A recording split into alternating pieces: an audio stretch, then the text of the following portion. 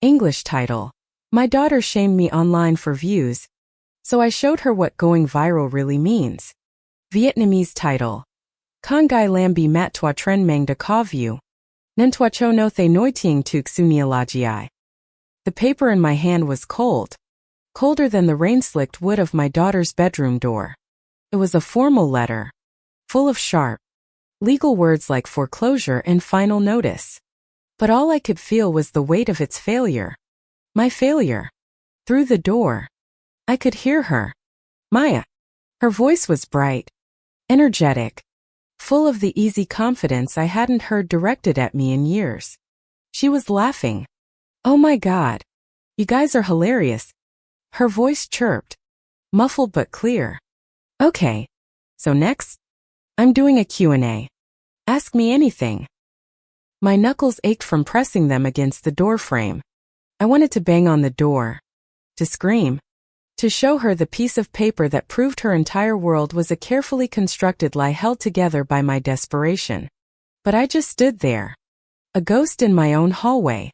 She was in her world. A world of glowing screens and anonymous fans. And I was out here. In the quiet. Failing reality. She has no idea. None of it was ever about control. It was about survival. Didn't start with this letter. Though. This letter was just the end of a very long road. It started a few months ago. It started with a video. Before the video, our life in Portland was quiet. The quiet after a storm that you know is just a temporary pause. 2 years had passed since I'd lost Daniel, my husband, to a heart attack that came out of nowhere. Swift and merciless. He had been the noise in our house. The laughter. The bad singing in the shower. The booming voice that could always pull a real, genuine smile from Maya. Without him, the silence rushed in to fill all the empty spaces. And there were so many. Our house, a cozy little craftsman that Daniel had adored, now felt too big. My illustration studio, a converted sunroom at the back of the house, was my only sanctuary. It smelled of paper and watercolor paint and turpentine. Here, I could lose myself for hours, bringing to life whimsical foxes in tiny waistcoats and brave little bears on epic journeys for the children's books that barely paid our bills. It was my job. But more than that, it was my therapy. It was the one place where I could still create a world where things made sense. Where kindness was rewarded and everything worked out in the end. The real world was much messier. The real world had Maya. My Maya. 16. She was a beautiful, frustrating mystery. She had Daniel's dark, curly hair but my cautious eyes. And those eyes were almost always fixed on the 6-inch screen in her palm. The phone was a barrier. A shield she held up against me. Conversations became a series of grunts and one-word answers. How was school? Sweetie? I'd ask, trying to keep my voice light. Fine. Her thumbs would be flying across the screen. Anything interesting happen? A shrug. Not really. We're having salmon for dinner. Your favorite. K. Every meal felt like a negotiation with a hostile party. I'd set the table. A ritual I clung to because Daniel had insisted on it. No phones at the table. It was our one rule. Now, Maya would place her phone face down. But I could feel its magnetic pull, drawing her attention away from me, away from the food, away from the quiet house that was screaming with everything we weren't saying. I missed her. It was a physical ache, a hollowness in my chest. I was living in the same house as my daughter, but she was a million miles away, broadcasting her life to strangers while I wasn't even allowed a visitor's pass. I remember one Tuesday morning. The rain was doing that classic Portland tina fine, persistent drizzle that made the whole world look gray and soft. I was in my studio, struggling with a drawing of a badger in a rowboat, when I heard a crash from the kitchen.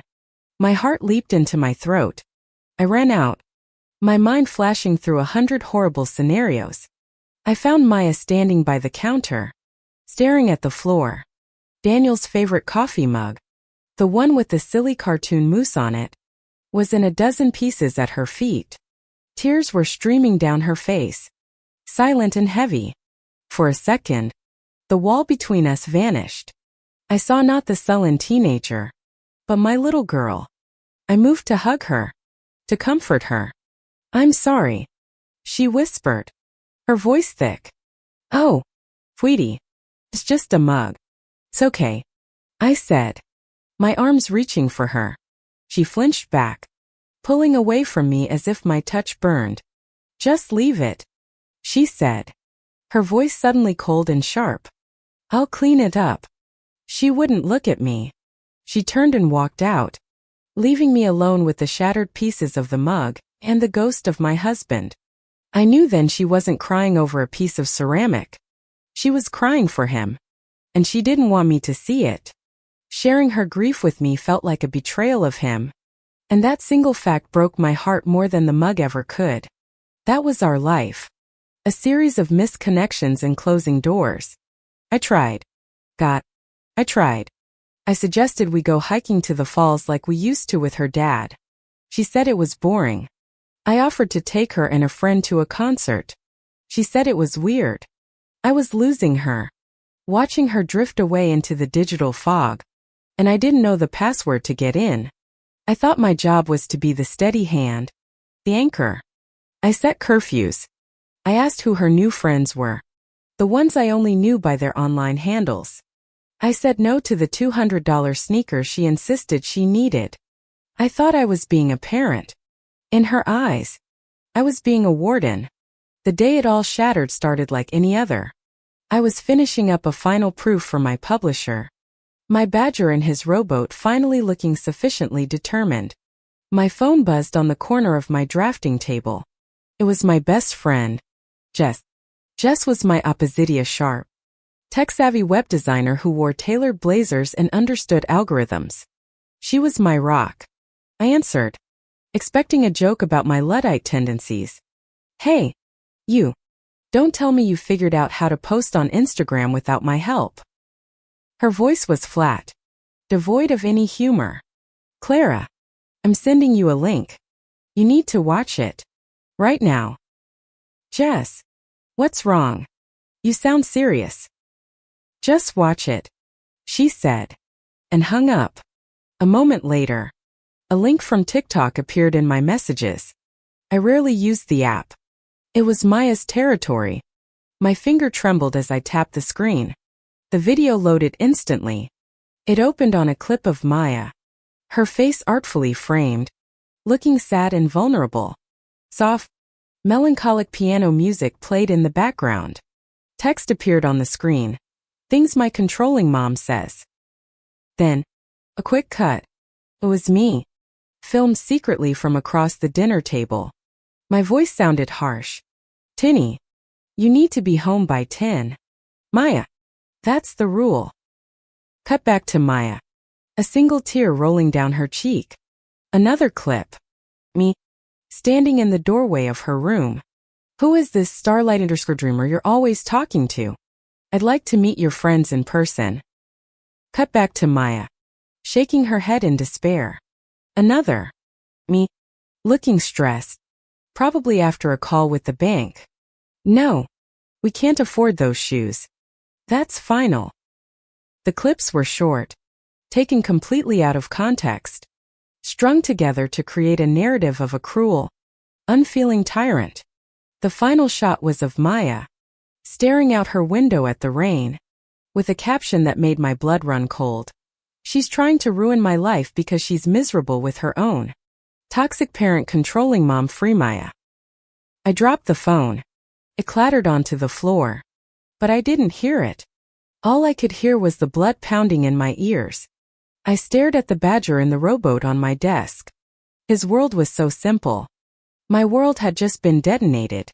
I picked up the phone. My hands were shaking so hard I could barely hold it. The numbers were staggering. It had been up for less than a day. 1 million views. 500,000 likes. And the comments. Thousands of them. "Mumji, my mom is exactly the same. Stay strong. This is literally emotional abuse. I'm so sorry you have to live with that." You're so brave for sharing this. We're here for you. She sounds like a nightmare. You should move out. They didn't know me. They didn't know anything. They didn't know I set a curfew because a girl in her grade had gone missing from a party 2 towns over. They didn't know I asked about her friends because I was terrified of who she was talking to online. They didn't know I said no to the shoes because I was choosing between that and paying the electricity bill on time. They didn't see a grieving mother trying to keep her daughter safe. They saw a monster. A monster my own child had created, packaged, and delivered to the world for consumption. I sat there in my studio, the smell of paint suddenly making me sick. The light filtering through the window felt intrusive. I felt exposed, stripped bare and judged by millions of strangers. But underneath the shock, something else was beginning to stir.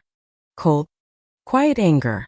The kind that doesn't scream, but calculates. The video played on a loop in my head.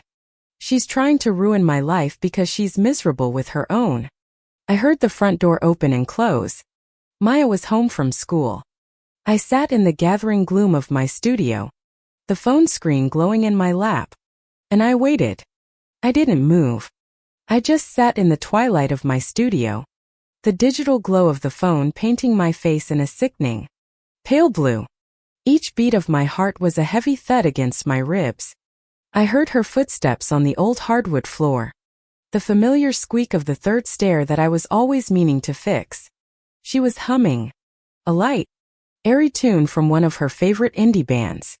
The sound was so jarringly normal, so disconnected from the violence she had just committed against me, that it felt like a physical blow. She pushed open the door to my studio without knocking, something she hadn't done in months. Her face was flushed with excitement, her eyes bright. She hadn't seen the phone in my lap yet. "Mom, you are not going to believe what happened today," she began, dropping her backpack on the floor with a heavy thud. Everyone at school was talking about it. Ashley Peterson. You know, the one who never talks to me. She actually came up to me and said I was brave. Brave. She was beaming, radiating a kind of triumphant energy that filled the small room, suffocating me. She was proud of this. Proud of the lies, of the humiliation she had served me. I slowly raised my hand, the phone held in it like a piece of evidence. The screen was still lit up, showing the comment section, a waterfall of sympathy for her and vitriol for me. Her smile faltered. Her eyes locked onto the screen, and the triumphant glow vanished, replaced by a flicker of something else, not guilt, not shame, but a kind of defensive wariness. "So," I said, my voice dangerously calm, "this is what bravery looks like now?" She crossed her arms, the familiar barrier snapping back into place. "It's not a big deal. It's just a TikTok." "Just a TikTok?" I repeated the words, tasting their absurdity. "Maya, there are over 2 million people who now think I'm some kind of monster. Your teachers have seen this. Our neighbors have probably seen this. Just saw it. That's how I found out. My best friend had to call me to show me how my own daughter was crucifying me online." "You're being so dramatic," she scoffed, rolling her eyes. But she wouldn't look at me. Her gaze darted around the room, at the sketches on the wall, the jars of brushes, anywhere but my face. "It's a trend. It's just, you know, content. People exaggerate. Everyone knows that." "Do they?" "Maya." I stood up, my knees feeling weak. "Because it looks pretty real. The clips are real. That's my voice. That's my face. You took moments from our life, moments where I was trying to protect you, and you twisted them into weapons to use against me. For what? For this?" I gestured at the phone. "For likes? For comments from strangers who know nothing about us, nothing about what we've been through?" The mention of our shared past, of the gaping hole Daniel had left, finally made her meet my eyes. Her expression hardened. "Don't," she said, her voice low. "Don't you dare bring him into this." "How can I not?" My own voice was rising, cracking with a pain so deep I felt it in my bones. The reason I'm like this, the reason I worry, the reason I'm so damn scared all the time is because he's not here to share it with me. Do you think I enjoy being the bad cop? I have to be the mom and the dad. I have to be the one who says no, who worries about the bills, who makes sure you're safe because if anything happened to you. I choked on the words, unable to finish the thought.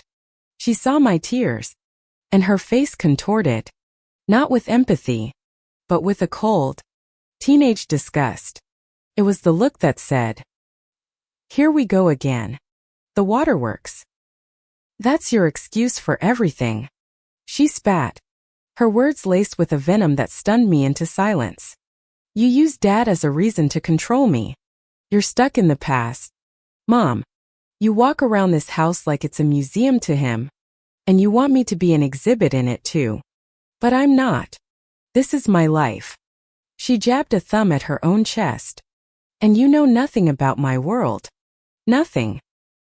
That was the line. That was the moment the heartbroken mother in me retreated, and the part that had been forged in grief and survival took over. "You know nothing about my world." It was a declaration of war. She had drawn a line in the sand, separating her glittering digital world from my messy, real one. Fine. If she wanted me to see her world, I would. But I wouldn't just be a visitor. If she could build a narrative out of lies, I would build one out of the truth. An illustrated truth. She turned to leave, believing she had won, that she had silenced me with her cruel, unassailable logic. "Maya," I said, my voice now steady and clear. She paused at the door, her back to me. "That video," I said. "You're going to take it down. Now." She laughed. A short, bitter sound. "No, I'm not." And then she was gone, leaving a trail of silence in her wake. I stood there for a long time, the anger cooling into a solid, heavy resolve in the pit of my stomach. She was right about one thing. I was miserable. But it wasn't because I was stuck in the past. It was because I was terrified of a future where my daughter could look me in the eye and feel nothing. That night, I didn't sleep. I sat at my drafting table, the badger in his boat staring up at me, and I thought about her words. Content. A trend. Narrative. She was a storyteller, just like me.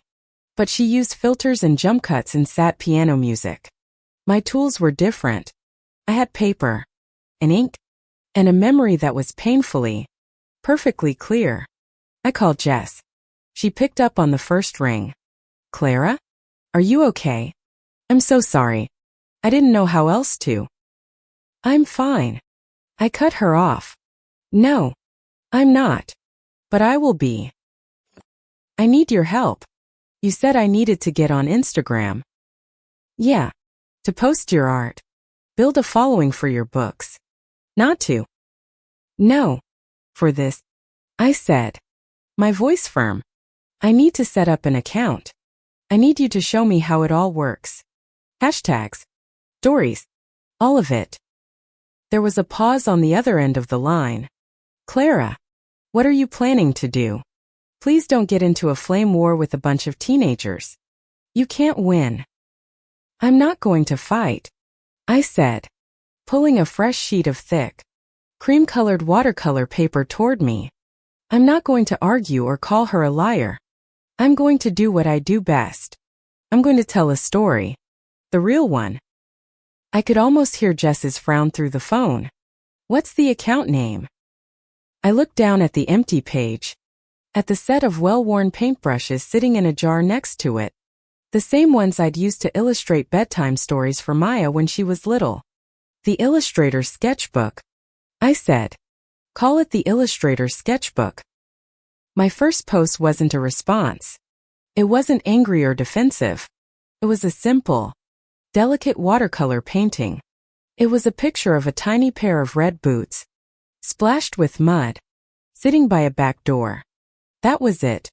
The caption was short. Her first pair of rain boots. She refused to take them off for a week. She even tried to sleep in them. I remember being so worried she'd trip. But her father just laughed and said, "Let her. A girl needs to learn to walk in her own shoes." First steps Portland rain memories. I didn't mention Maya's name. I didn't mention the video. I just painted a memory. A piece of the truth. A single page from the real story of our lives. I hit post. And then I went to work.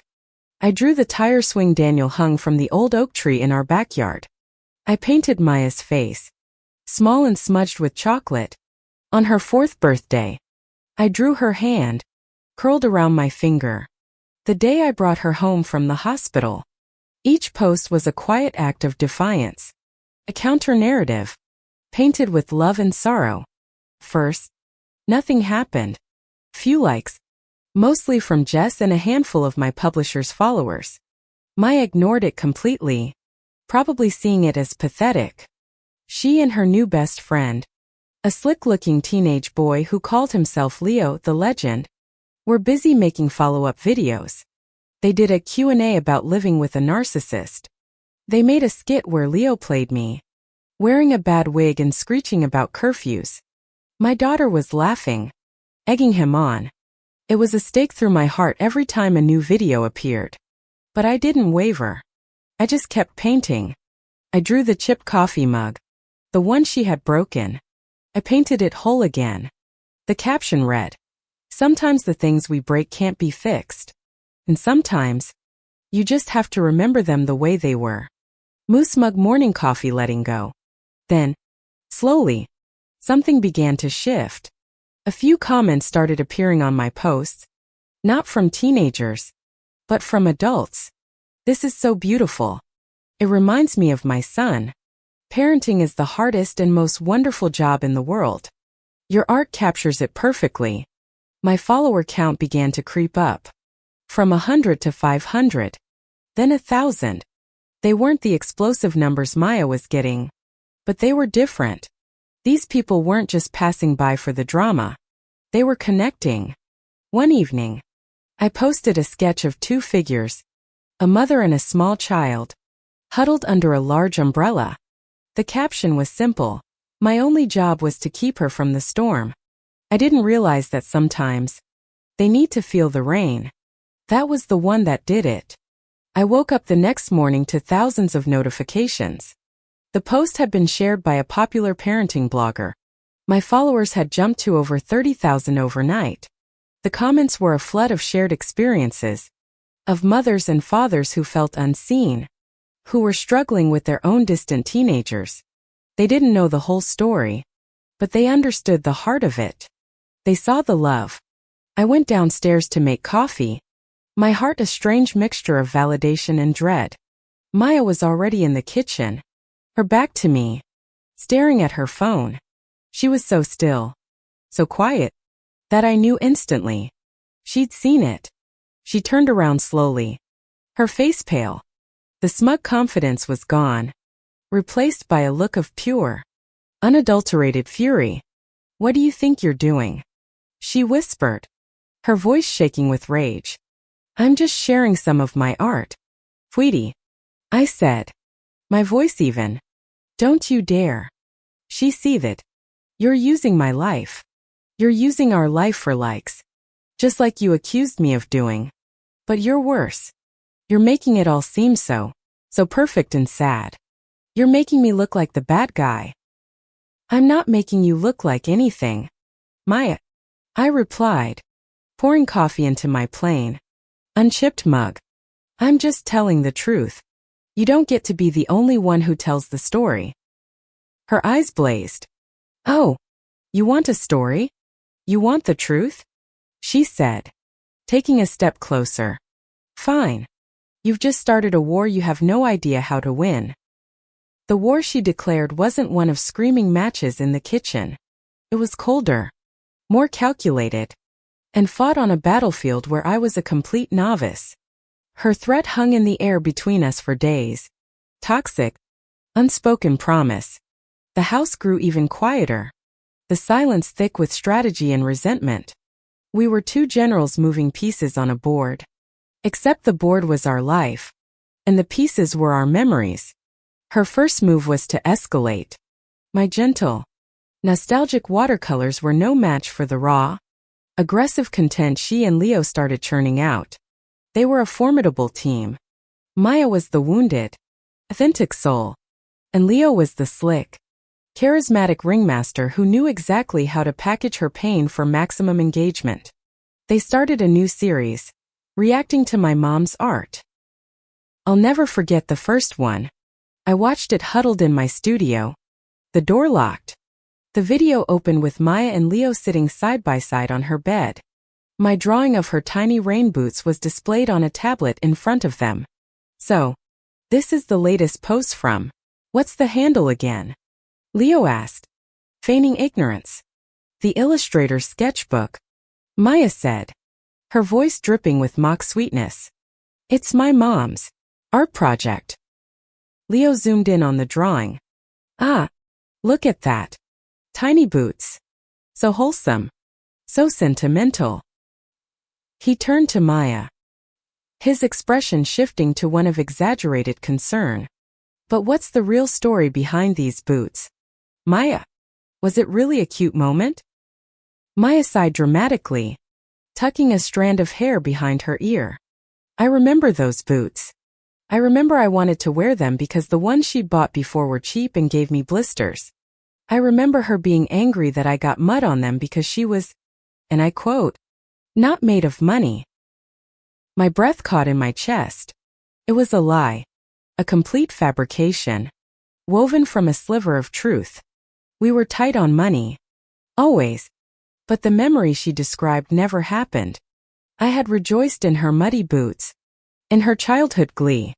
But in her telling, I was a cheap, angry shrew. They went through my posts one by one, twisting each memory. The tire swing. She claimed I was never there, that I was always too busy working, and that her dad had to beg me to come outside. The birthday cake? She said I'd made a sugar-free, healthy version and she cried because all she wanted was a normal cake like the other kids. Lie after lie. Each one a sharp, deliberate cut. They were dismantling my truth, brick by brick, and replacing it with a grotesque caricature. The comments on her videos were brutal. Her followers, now fiercely loyal, turned on me with a vengeance. Wow, she's gaslighting you with her art. That's next level toxic. See, we knew there was more to the story. She's trying to manipulate everyone. Your mom isn't just controlling. She's a revisionist historian. Stay strong, Maya. My own comment section, once a haven of support, became a war zone. Maya's fans flooded my posts, calling me a liar, a manipulator, a narcissist. My gentle community of parents tried to defend me, but they were drowned out by the sheer volume and venom of the attacks. It was dizzying. I felt like I was losing my mind, questioning my own memories. Had I been angry about the mud? Was I not there for the tire swing? The lies were so specific, so plausible, that they started to feel real. Jess called me frantic. Clara, you have to stop. This is getting out of control. They're doxing you. Someone posted the name of your publisher in the comments. They're threatening to organize a boycott of your books. What am I supposed to do? Jess? I asked, my voice hollow. Let them win. Let these lies be the only story people ever hear? I don't know. She admitted, her usual confidence shaken. But this is a dirty fight. And you're armed with a paintbrush while they're driving a tank. She was right. I was outmatched. My quiet, artistic rebellion was being reframed as a calculated campaign of emotional abuse. Maya wasn't just my daughter anymore. She was my opponent. And she was ruthless. Her next attack was aimed at the heart of my life, my work. She and Leo made a video titled, How My Mom Monetized My Pain. They filmed it in front of my studio door. A lot of you have been asking about my mom's art, Leo said to the camera, his arm around Maya's shoulders. And a lot of people think it's so touching. But what if I told you it's all a business strategy? Maya looked into the lens, her eyes wide and sorrowful. I found out she's been talking to her publisher, she said, her voice cracking. She's trying to get a book deal. A whole book. Based on our life. Based on me. The implication was clear and monstrous. I had never cared about the memories. I had seen my daughter's viral fame as an opportunity, and had manufactured my own sentimental narrative to cash in on it. I was not a grieving mother. I was a callous opportunist. Fourth, she left out the part where my publisher had reached out to me. She left out that I hadn't even signed a contract yet because I was hesitant. She left out that the advance they were offering was the only thing that could have kept the bank from foreclosing on our house, a fact I had desperately tried to shield her from. The backlash was immediate and overwhelming. The hashtag Cancel Clara Evans started trending in Portland. My publisher called. Their voice strained and formal. They were postponing any discussion of a new project until the unfortunate online situation resolved itself. I knew what that meant. It was over. The one lifeline I had, the one that might have saved our home, had just been severed by my own daughter. I felt a despair so profound it was like drowning. I had lost my husband. I was losing my daughter. And now, I was about to lose my home and my career. All for what? For trying to tell the truth. That evening, I didn't paint. I went into the kitchen and started pulling out boxes. If we were going to lose the house, I needed to start packing. I worked with a mechanical efficiency, wrapping old dishes in newspaper, taping up boxes of books. I was a robot, powered by grief. Maya came downstairs. She stood in the doorway, watching me. The anger on her face was gone, replaced by a cold, quiet satisfaction. She had won. She had burned my world to the ground. "What are you doing?" she asked, though it was obvious. "I'm packing," I said, not looking at her. My voice was flat, empty. "Why?" I finally stopped and turned to face her. I looked at her, really looked at her, and for a moment, I didn't see the TikTok star or the enemy. I saw the little girl with chocolate on her face. The pain of it was a physical stab in my chest. "Because of your videos, Maya," I said, my voice devoid of accusation, just stating a fact. "My publisher dropped me. The book deal is gone. That money was the only thing keeping us here. We can't make the mortgage payments. So now we have to sell the house." I picked up a photo of the three of us at the Oregon coast. Daniel holding a giggling Maya on his shoulders. I wrapped it carefully in bubble wrap. "Congratulations. You're free." I expected a flicker of remorse, a moment of panic, a sliver of guilt. I saw nothing. Her face remained a stony mask. "Don't try to guilt trip me," she said, her voice hard. "This isn't my fault. If you had just managed your money better, we wouldn't be in this position." The sheer, breathtaking ignorance of that statement finally broke me. The numbness vanished, replaced by a white-hot rage. I had protected her from the truth of our finances for 2 years. I had eaten cheap pasta so she could have new jeans for school. I had taken on extra, soul-crushing commercial work I hated, drawing cartoon logos for plumbing companies, just to keep the lights on. I had shielded her from the crushing weight of the debt Daniel had unknowingly left behind, from the medical bills that had piled up after his death. I had carried it all, silently, so she could just be a kid. And this was my reward. Managed my money? I let out a laugh that sounded more like a sob. "You have no idea. You have no idea what I've done to keep this roof over your head." "And I don't care," she shot back. "All I care about is that you're trying to ruin my life. And now you're trying to blame me for your problems." We stood there, a chasm of misunderstanding and anger between us, surrounded by the boxed-up remnants of our life together. The war wasn't over. This was just a new, more painful phase. She thought this was my biggest problem. She didn't realize this was just the beginning. The world she and Leo had built was about to demand a much higher price than a book deal. And I was terrified she was going to be the one to pay it.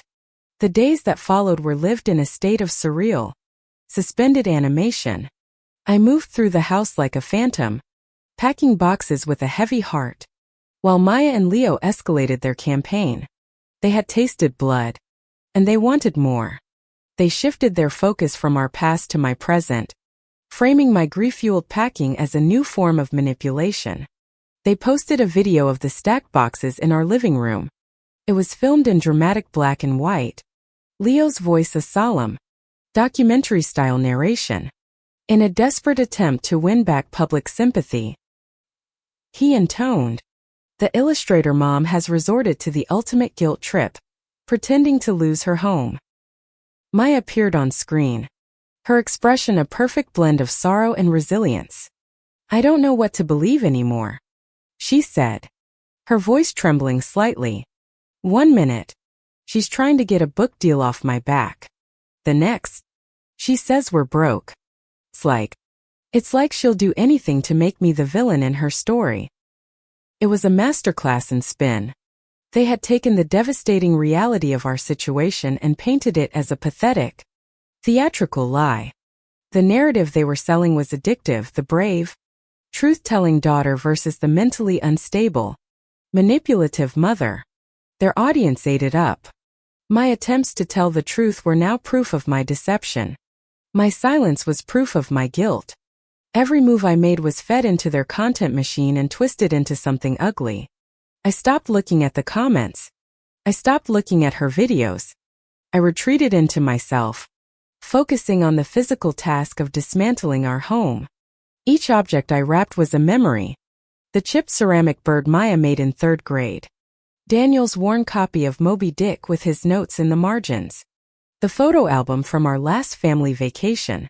It was a funeral for a life I had fought so hard to preserve. Then came the invitation.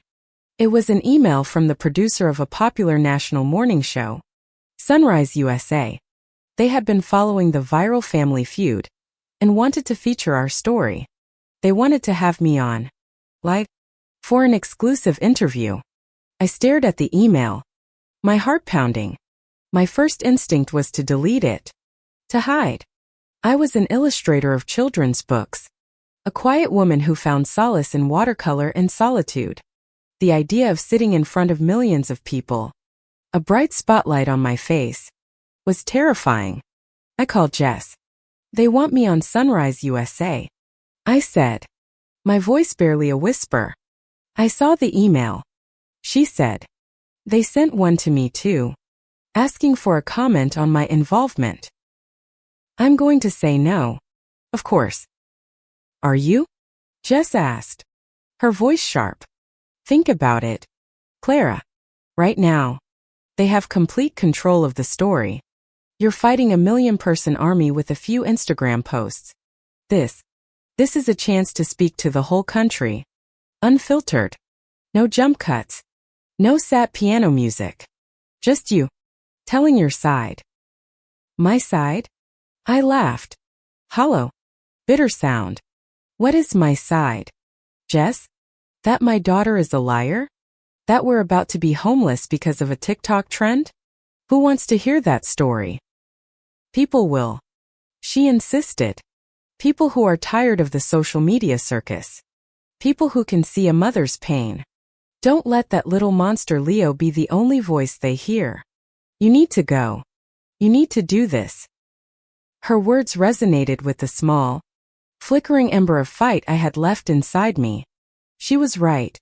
I had been letting them define me. I had been letting them tell my story.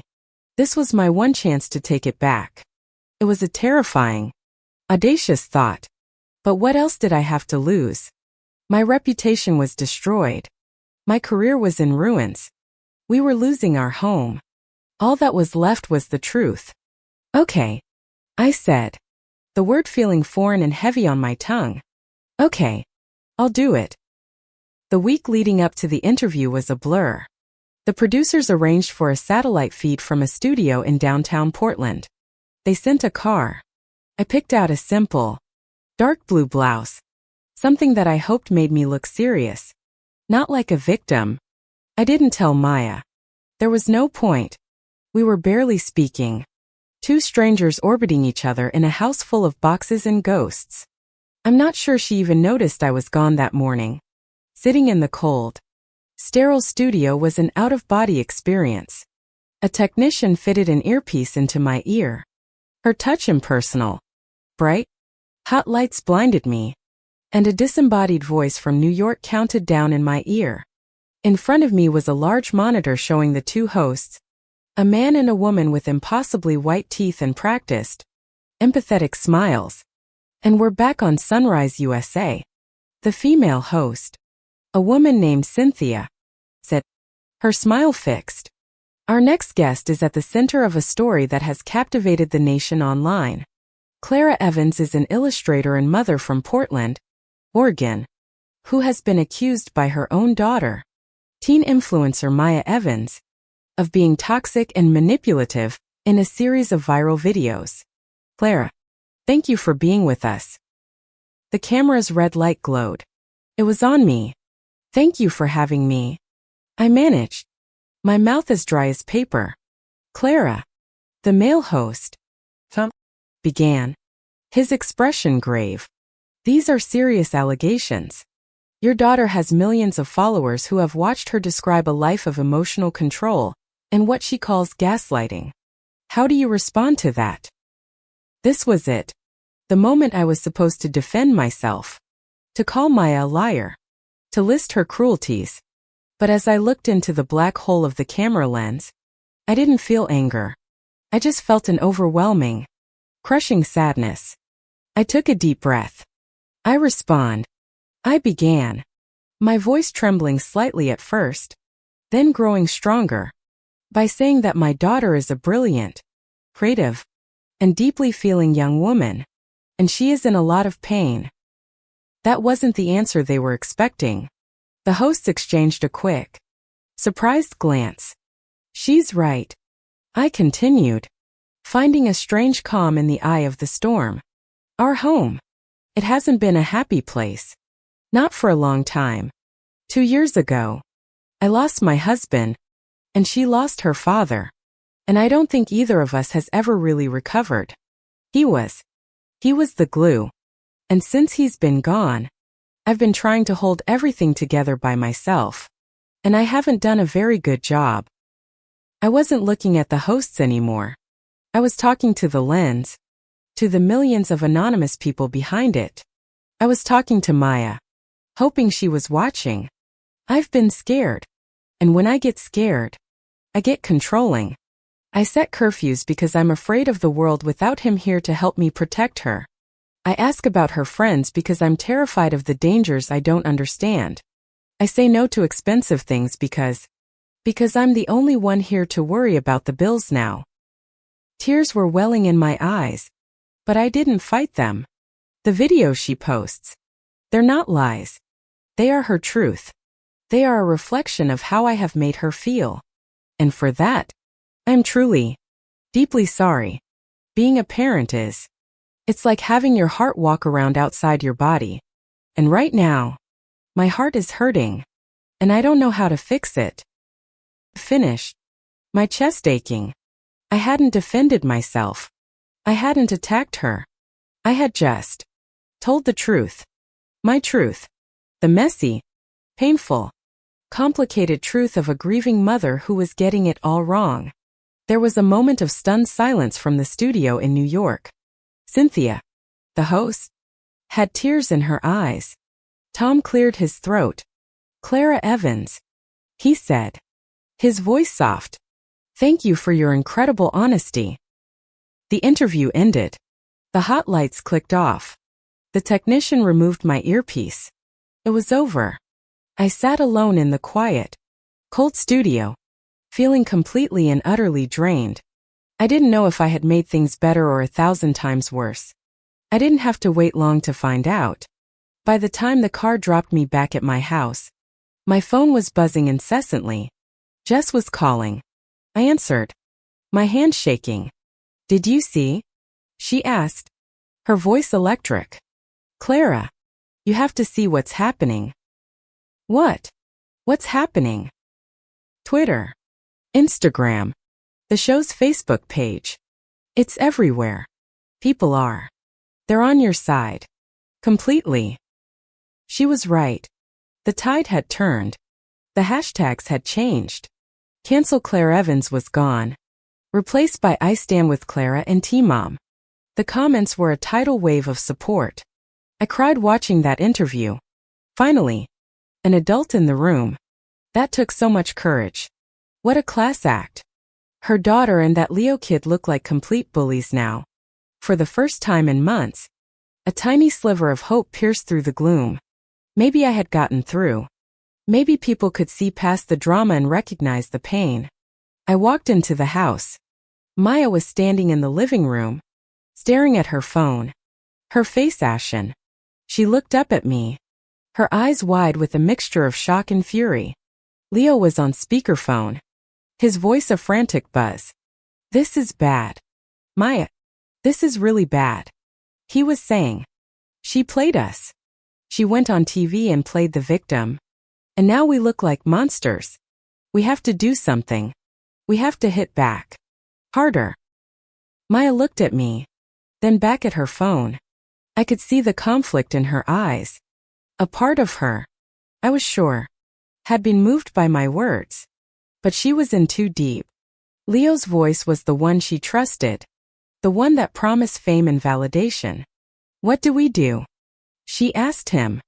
Her voice small. We need a knockout punch. Leo's voice replied. Sharp and cold. Something they can't spin. Something that proves she's not just a sad mom. Something that proves she's dangerous. I saw the moment she made her choice. The flicker of vulnerability in her eyes died, replaced by a cold resolve. She looked at me, her expression unreadable. I think, she said into the phone. Her eyes locked on mine. I think I have just the thing. The knockout punch landed 2 days later. 2 days of agonizing silence, where the air in the house was so thick with unspoken threats I could barely breathe. My interview had bought me a wave of public sympathy. But I knew it was fragile. In the world of online drama, public opinion is a fickle beast, always hungry for the next outrage. Leo and Maya were starving it, letting the pro-mom sentiment build to a crescendo, just so the fall would be that much more spectacular. I tried to talk to her. I knocked on her door the night after the interview. Maya, can we please talk about this? I asked through the wood. There's nothing to talk about. Her voice came back, flat and distant. You had your say on national television. I guess it's my turn. The dread that settled in my stomach was a cold, heavy stone. What did she have? What knockout punch could possibly undo the raw, honest confession I had laid bare for the world to see?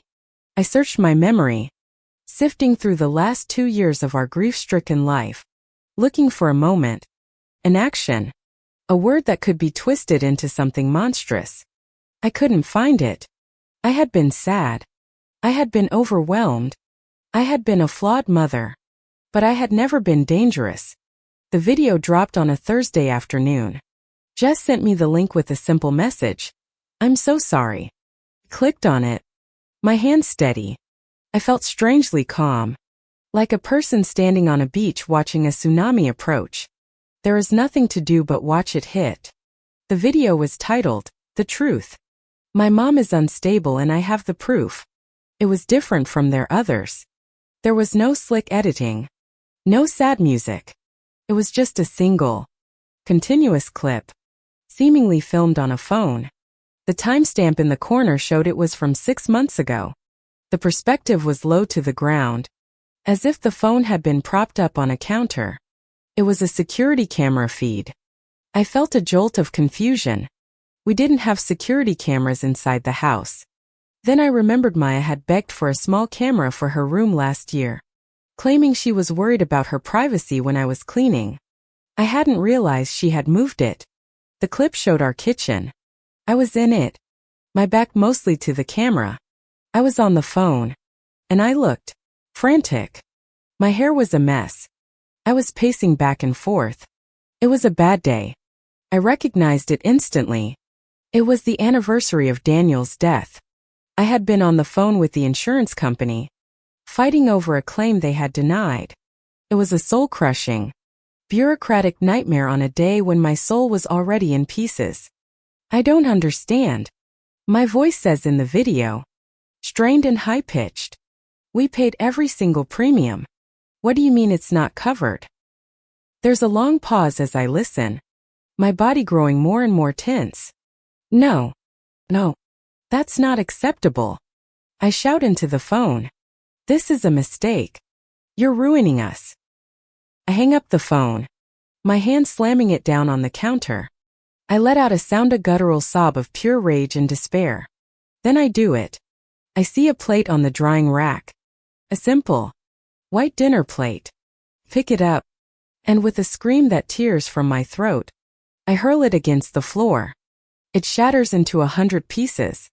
The sound is shockingly loud in the small kitchen. The video shows me standing there, panting, staring at the broken pieces, my shoulders slumped in utter defeat. Then, the clip ends. The video cuts to Maya, sitting in her room. She looks terrified. Her eyes are red-rimmed, as if she's been crying for hours. I didn't want to show this. She whispers, her voice breaking. I was scared. This is what I live with. This is the anger I see all the time. My TV interview was a performance. This is who she really is when she thinks no one is watching. Leo appears next to her, placing a comforting arm around her. This isn't about curfews or expensive sneakers anymore, he says, his voice grave and solemn. This is about an unstable environment. This is about a young girl's safety. We were worried about what she might do next. And that's why we had to share this. I felt the blood drain from my face. They had done it. They had taken my moment of absolute, private despair and framed it as a psychotic, violent outburst. They had edited out the context, the phone call, the insurance company, the anniversary of my husband's death, and left only the raw, ugly image of my anger. They made me look unhinged, dangerous. The internet exploded. The turnaround was instantaneous and brutal. All the goodwill I had built vanished in an instant. The sympathetic comments were replaced with ones of horror and disgust. I knew it. That TV interview was crocodile tears. She's a monster. This is terrifying. That poor girl. Someone needs to get her out of that house. Smashing things like that is a precursor to physical violence. Protect Maya Evans. The hashtag Protect Maya Evans went viral globally. My name, Clara Evans, was synonymous with abusive mother. This time, it wasn't just teenagers. It was adults, parenting experts, even minor celebrities, all weighing in, condemning me. My publisher sent a curt, one-line email officially terminating our relationship. A local news van parked across the street from my house. Someone threw eggs at my front window. I was no longer just a subject of gossip. I was a public menace. The house, once our sanctuary, felt like a prison. The boxes I had packed for our move now seemed like barricades against the outside world. I couldn't leave. I couldn't even look out the window without seeing a camera pointed at me. Maya stayed locked in her room. I don't know if she felt triumph or fear or some sick combination of both. She had her knockout punch. She had won the war so decisively that she had obliterated the entire country we were fighting over. I felt myself shutting down. The grief, the anger, the fear, it was all too much. I was drowning. And the person holding my head underwater was my own child. I stopped eating. I barely slept. I would just sit in my studio, surrounded by the ghosts of the happy characters I used to draw, and stare at a blank sheet of paper. The illustrator had no more stories to tell. A few days later, a crisp, official-looking envelope was slid under our front door. It wasn't from the bank this time. It was from the county court. I opened it with numb fingers. It was a temporary restraining order, filed by Maya Evans, against Clara Evans. The legal language was cold and sharp. I was to have no contact with her.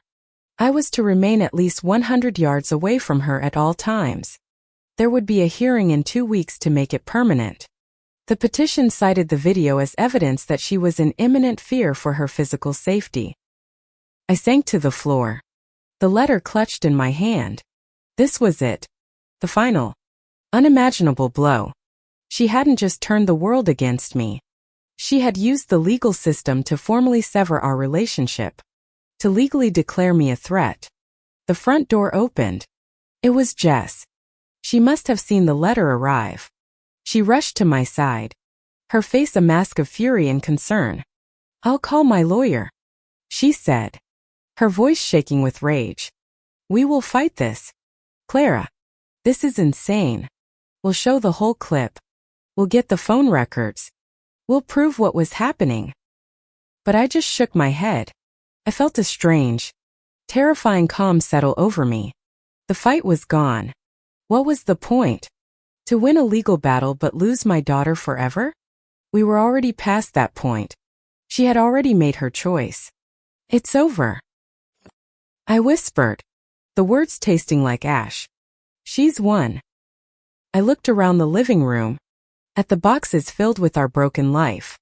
And for the first time, I realized Leo's words were prophetic. They were worried about what I might do next. And the truth was, so was I. When you have nothing left to lose, you become unpredictable. The world saw me as a monster. My daughter saw me as a monster. Maybe it was time to stop fighting it. My mind, which had been a fog of despair, suddenly cleared. An idea began to form. Terrible, desperate, and crystal clear idea. It was a plan born not of hope, but of its complete absence. If Maya wanted the truth, the real, devastating, life-altering truth, then I would give it to her. All of it. The one secret I had guarded more fiercely than anything. The one I had promised Daniel I would take to my grave. I looked at Jess, my eyes dry. "I need you to do something for me," I said, my voice steady. "But you can't ask any questions." The 2 weeks leading up to the court hearing were the longest of my life. I was a prisoner in my own home, legally forbidden from speaking to the one person who shared it. We communicated through silence, through the sound of a door closing down the hall, the running water of a shower, the quiet hum of a laptop late at night. The house was a tomb, heavy with the ghosts of what we used to be. The news van outside had been replaced by a quiet, lingering judgment from the neighbors, who would avert their eyes if I dared to step outside to get the mail. Maya, for her part, seemed to have retreated. The triumphant posts with Leo stopped. Her social media went quiet. I didn't know if it was a calculated move, a way to appear like a traumatized victim, or if some sliver of reality had finally pierced her digital armor. Had she seen the restraining order and felt a sick jolt of victory, or a pang of horror at what she'd done? I had no way of knowing. She was a stranger to me now, a girl behind a locked door. During that time, I did exactly what I told Jess I would do. I found the box. It was in the back of my closet, tucked under a pile of old blankets. It was a simple cardboard shoebox, sealed with yellowing tape. It wasn't full of charming illustrations or sentimental photographs. It was full of the truth I had been running from, the truth I had protected Maya from her entire life. Daniel's truth. Opening it felt like desecrating a grave. The air that escaped smelled of old paper and secrets.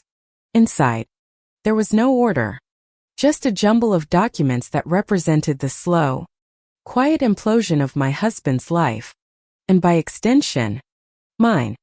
There was a sheaf of credit. A sheaf of credit card statements with balances so high they made me feel dizzy. Each one a testament to a desperate, spiraling debt. There were letters from banks, coldly worded denials for business loans.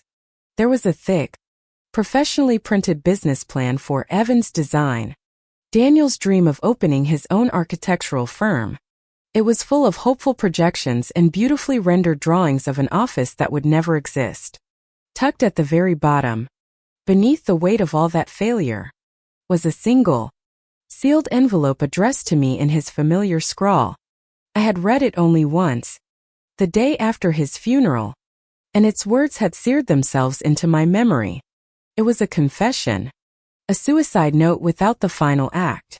He wrote of his shame, of the secret debt he'd racked up trying to launch a dream he knew was failing. He wrote of the pressure, the fear, and how he felt like a fraud. And he made me promise one thing. Don't let Maya ever know her father was a failure. Let her remember me as the man I wanted to be, not the man I was. Protect her from this, Clara. Please. And I had. I had protected her. I had absorbed the debt, worked myself to the bone, and worn the mask of a frugal, controlling mother, all to honor his last wish. I had let her hate me to preserve her perfect memory of him.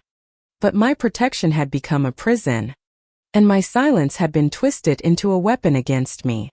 The promise I made to a dead man was destroying the living. It was time to break it. The climax wasn't a shouting match or a dramatic confrontation. It was quiet. It was methodical. The day of the hearing arrived. A gray, overcast Portland morning. I knew Maya would have to leave the house to meet her lawyer. I heard her moving around her room, the soft click of her makeup bag, the rustle of clothes. I sat in my studio, the shoebox on my lap, and I waited. I heard the front door close. I counted to 100, my heart hammering against my ribs with each number. Then I stood up. Walking down the hall to her bedroom felt like crossing enemy lines. The restraining order in my pocket felt like a brand, a piece of paper that declared me an invader in my own home. I pushed open her door. Her room was a shrine to her new life. The walls were covered in posters of bands I didn't recognize and influencers I knew all too well.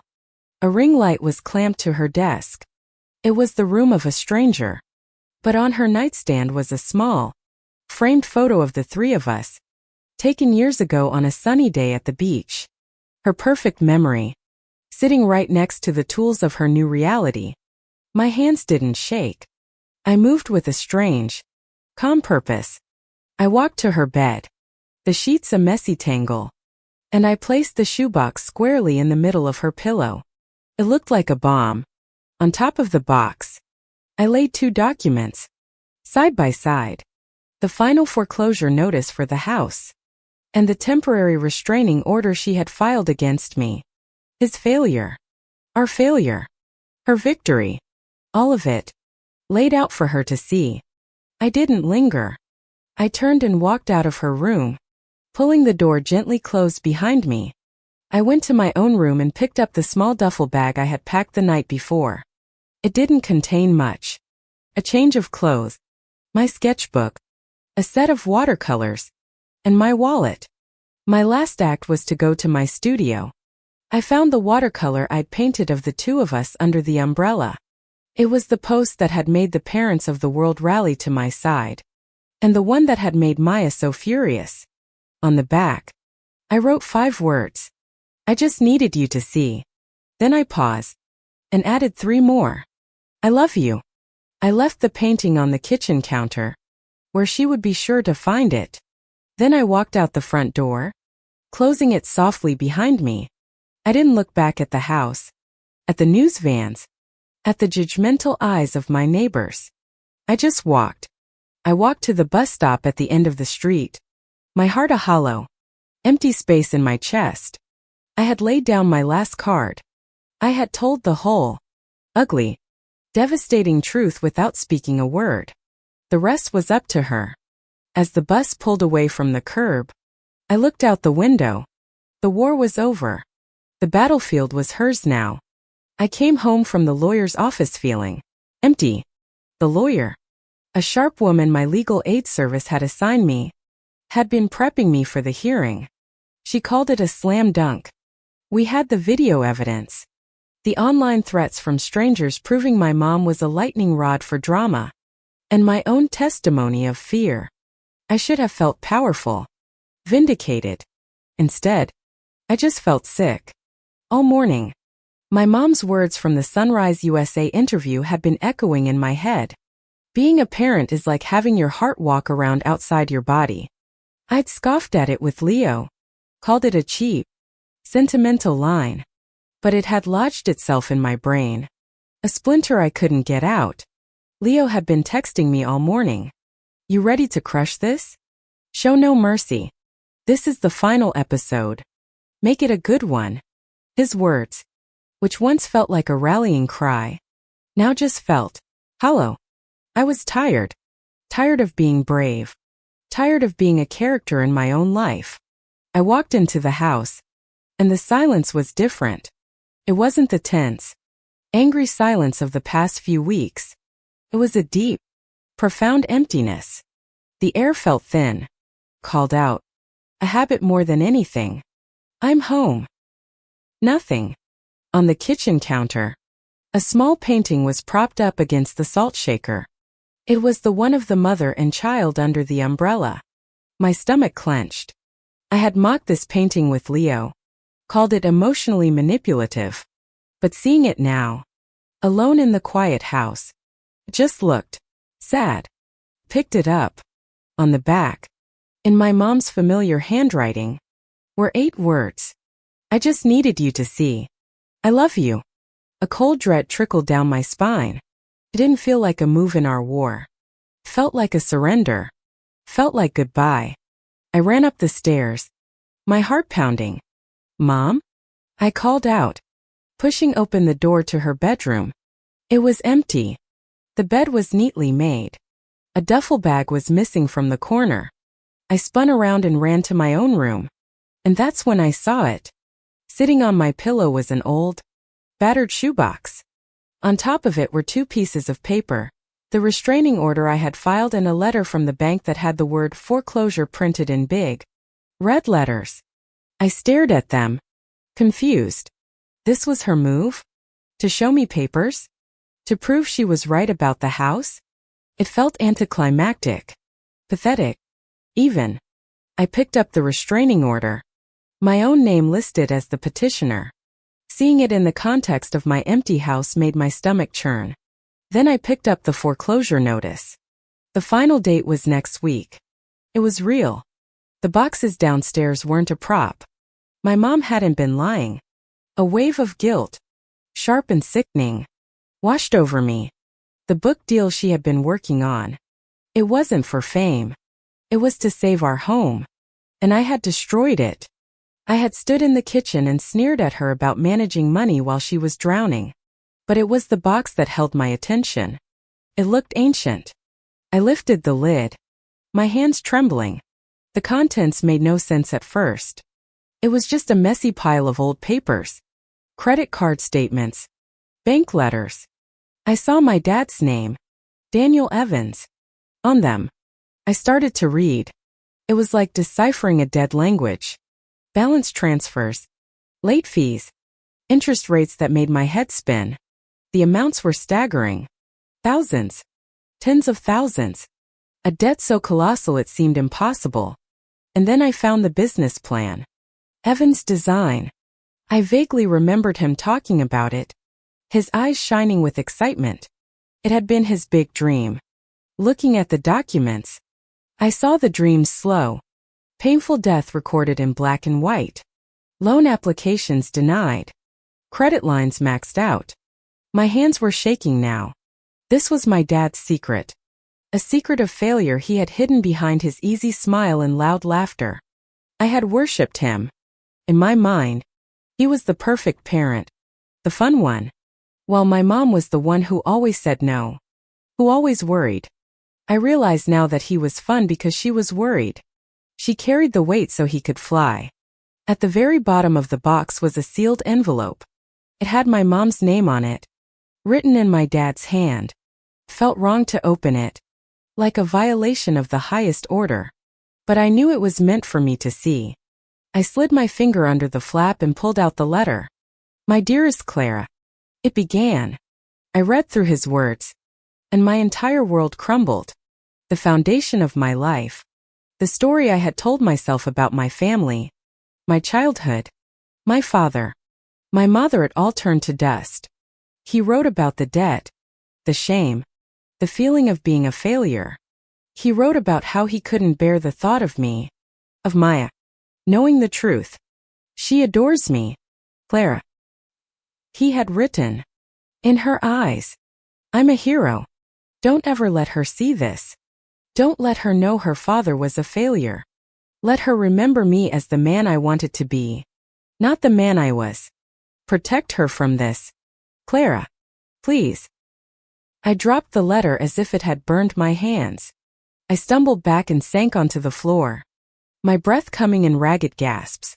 Every memory of the last 2 years replayed in my mind, now cast in a horrifying new light. Every time my mom said, "We can't afford it," it wasn't a punishment. It was the literal truth. Every rule, every restriction, every moment of control that I had so viciously exposed to the world was an act of protection. She was honoring his last wish. She was protecting me from this devastating truth, and in doing so, had allowed herself to become the villain in my story. She had sacrificed her reputation, her career, her home, and her relationship with me, all to protect my memory of him. And I had repaid her by crucifying her. The video of her smashing the plate flashed in my mind. The anniversary of his death. She wasn't an unhinged monster. She was a widow, drowning in her husband's secret debt. On the anniversary of his death, being told by an insurance company that they wouldn't help. And I had taken her moment of profound, private grief and sold it to the world as entertainment. A sob tore from my throat. A raw, animal sound of pure agony. The scale of my cruelty, my ignorance, my childish, selfish rage was unbearable. I looked at my phone, at the icon for TikTok, the gateway to the world that had given me everything I thought I wanted: fame, validation, a voice. It had all been a lie. A toxic illusion I had built on the foundation of my mother's silent sacrifice. Leo. His name popped into my head. He had been my guide, my mentor. He had pushed me, encouraged me, told me what I wanted to hear. He wasn't a friend. He was a producer. And our tragedy was his hit show. I scrambled for my phone, my fingers fumbling with the screen. I had to find her. I had to tell her that I knew, that I saw. I called her phone. It went straight to voicemail. I called Jess. She answered on the first ring, her voice cold as ice. What do you want? Maya. Where is she? I cried, my voice choked with tears. Jess, please, you have to tell me where she is. I know everything. There was a long pause. She's gone. Maya, Jess said, her voice softening slightly at the sound of my desperation. She's gone. She didn't say where. She just said she needed to get away. No, I whispered, the word a plea. No, no, no. She loves you, Maya, Jess said quietly. Everything she did because she loves you. I hope, for your sake, it's not too late for you to understand that. The line went dead. I was alone in the house that wasn't ours anymore, with the ghost of my father and the truth of my mother's love. The court hearing was in an hour. My lawyer was waiting. Leo was waiting. My audience was waiting. They were all waiting for the final episode. And I knew, with a terrible, gut-wrenching certainty, what I had to do. I was going to give them a finale, but it wasn't going to be the one they expected. I didn't go to the courthouse. My lawyer called, frantic. I didn't answer. Leo called, furious. I blocked his number. I sat on my bedroom floor for what felt like an eternity, surrounded by the wreckage of my father's secrets and my mother's love. The person I was that morning, the confident, wounded influencer, was dead. In her place was a girl I didn't recognize, hollowed out by a guilt so profound it felt like a physical illness. There was only one thing I could do. One place I could go where my voice still mattered. Picked up my phone, my hands shaking, and opened TikTok. I set it up on my desk, the ring light casting a cold, clinical glow on my tear-streaked face. I didn't bother with makeup or filters. I didn't write a script. I just pressed go live. The view count started climbing instantly. 10, hundreds, then thousands. The comments started pouring in. A fast-moving stream of text. Where are you? Did you win the court case? Leo said you were ghosting him. Give us the tea. Maya. They were hungry for the next chapter of the drama. I just stared into the camera. Silent. For a full minute.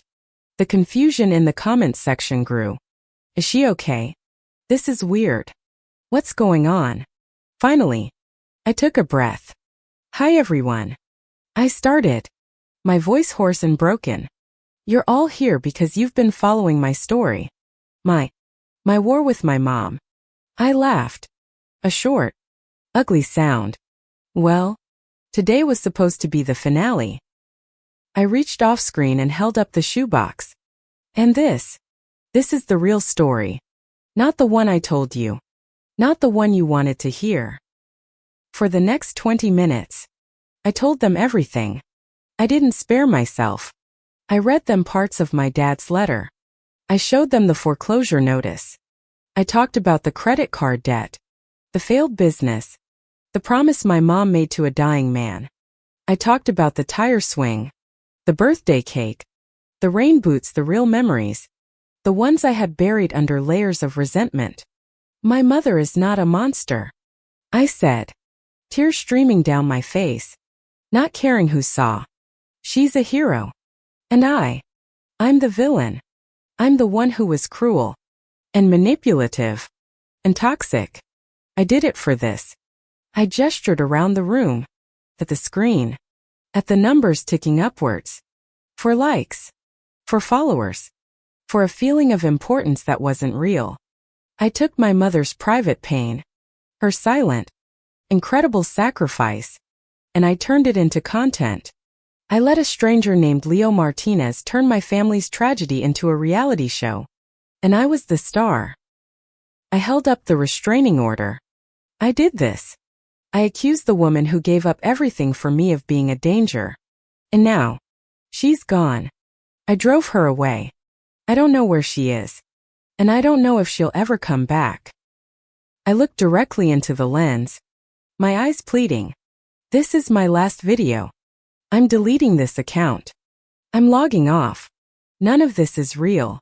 What's real is that my mom is out there somewhere. Alone. Because of what I did. I'm not asking for your sympathy. I don't deserve it. I'm asking for your help. Her name is Clara Evans. She's an illustrator. She's my mom. I broke down completely then. Unable to speak through my sobs. Please. If anyone sees her, just tell her I'm sorry. Tell her I see now. Tell her to please come home. I ended the live stream. And then, with a final, decisive tap, I deleted my account. The world I had built. The millions of followers. The blue checkmark, I erased it all. It felt like cutting off a diseased limb. The aftermath was a strange, muted whirlwind. The live stream, had been screen recorded and went more viral than anything I had ever posted. The narrative flipped again. This time with a shocking finality. Leo the legend was exposed as a manipulative parasite and was promptly cancelled. His own sponsors dropping him overnight. The public's anger towards me softened into a kind of pitying fascination. A GoFundMe was started by strangers to save our house, and it reached its goal in under 48 hours. The hashtag Find Claire Evans trended for a week. But none of it mattered. The house was saved. But it was just a building. It was empty. Jess came over and helped me unpack the boxes. We worked in silence.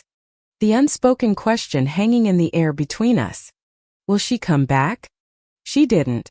Weeks turned into months. The world moved on to the next drama. The next viral star. I got a job at a local coffee shop. The irony not lost on me. I was serving lattes to the same kind of people who used to watch my videos. Sometimes they'd recognize me. their eyes widening with a flicker of recognition. "Hey, you're that girl." They'd start, and I would just nod and hand them their coffee. My fame was a ghost that haunted me, a constant reminder of my shame. I learned to live with the quiet. I paid the bills. I took care of the house. I was trying to learn how to be the person my mother had always been. Responsible. Strong. Alone. 1 year to the day after my final live stream, a postcard arrived in the mail. It was thick, like watercolor paper. There was no return address, and the postmark was smudged and unreadable. I turned it over. It wasn't a photograph. It was a painting. A beautiful, delicate watercolor of a calm, serene beach at sunrise, the waves gently lapping the shore. There were 2 sets of footprints in the sand, one large, one small, walking side by side. There were no words. There was no signature. But I knew. It wasn't a promise. It wasn't forgiveness. It was just a sign. A single brushstroke of hope in a vast, empty canvas. A message from my mother's world to mine. She was out there. She was okay. And she was still painting. I taped the postcard to the wall above my desk. I don't know if she will ever come home. I don't know if I'll ever be able to tell her, face to face, how sorry I am, or how much I love her. I destroyed our life for a fleeting, worthless fame. I became famous, just like I always wanted. But the real price of that fame wasn't the loss of my followers or the shame I now carry. It was her. My mother showed me what being famous truly meant.